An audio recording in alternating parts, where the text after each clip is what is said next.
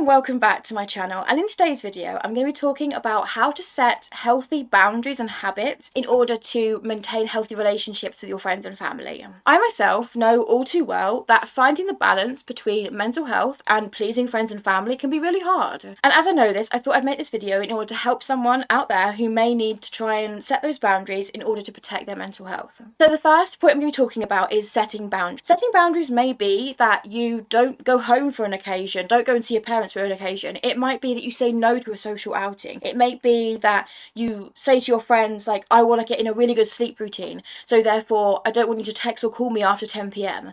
It might be something like that, and it's setting those boundaries, and if your friends are true friends, they will respect those, and they will respect that you're putting these in to better their relationship with you, but also to better your own mental health. The second point I want to make is to practice active listening. So active listening is a technique that I learned when I was doing my nursing training, and it is things like if someone says something to you, you say, so from my understanding you mean this, or making eye contact, or having open body language. So open body language is very much like what I'm doing now. I've got my hands, I'm able to like express using my non-verbal body language, but closed body language is having your arms like this and having them folded, and doing that, I mean, you can probably see already, it makes it look like that I'm not interested in making this video. It makes it look like that I don't want to even be here. But having open body language allows people to understand that you're interested in their conversation and you're interested in what they have to say. Active listening can be non-verbal body language like what I'm doing now, or it can be repeating and doing like a repetitive thing. So if they say to you, I'm feeling really shitty today, or I'm feeling really sad, you may say, and why do you feel like that? Why do you feel sad? And it's using some of their like key words in what they're saying to like empathize with them and to do that active listening in order to better a friendship. The third point I'm going to make is self-reflection. So self-reflection is important, like whether you do it once a month or once every 2 months or once a week or whatever you decide. But having self-reflection in order to think about what you've done this week or this month and how you can improve on it is very important.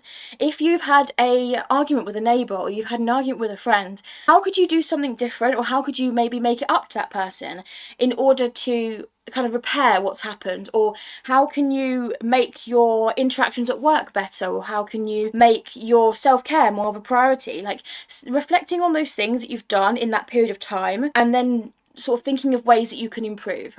The fourth point I want to make is about support. So having support around you may be physical, it may be someone like a significant other, or it may be a friend or a family member, but it may also be helplines. And I will leave a load of helplines in the description box down below, and also at the end of this video if anyone needs any helplines, because I really believe that sometimes helplines and charities can be a really great support. Personally, the Samaritans have really helped me, and I will never stop singing the Samaritans' praise. They have helped me through some really, really difficult times, and I will always say that their charity and the people that I've spoken to over the time has been people that have potentially saved my life, because they are people that have done non-judgmental talks with me. They've actually spent the time to talk to me. They're charity workers, and they want to help, and they want to be there for people. It's been really helpful to have that charity. So if you're in the UK and you can contact the Samaritans, then I really highly do recommend them. They are very good. And the fifth point that I'm going to be making is self-care. So self-care has come up a lot in my recent videos, but self-care can be different to me, to you. For me, I love diamond art and baking, but for you it may be drawing, going for a walk, going for a jog. It might be things like that are more physical, but for me, I like sitting down and I like doing my diamond art, and I like doing all these different things that make me feel at peace. And for some people, doing like the meditation is really good, or watching your favourite TV show, or like sleeping. Some people find sleeping an act of self-care. Having a nap can be an act of self-care. Remember that my type of self-care is not going to be the same as your sort of self-care. So find your sort of self-care, and that can help you to maintain these relationships because you're taking time for yourself.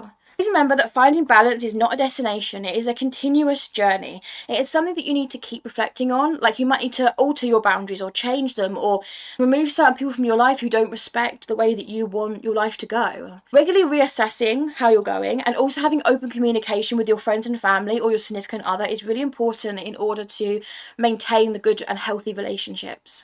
Thank you for watching, and if you like this sort of video, then please don't forget to hit the subscribe button. And that's it for today's video. But before I go, please don't forget that I believe in you even if nobody else does. Bye. Just like you're young again, no, don't you cry. Just get back up again.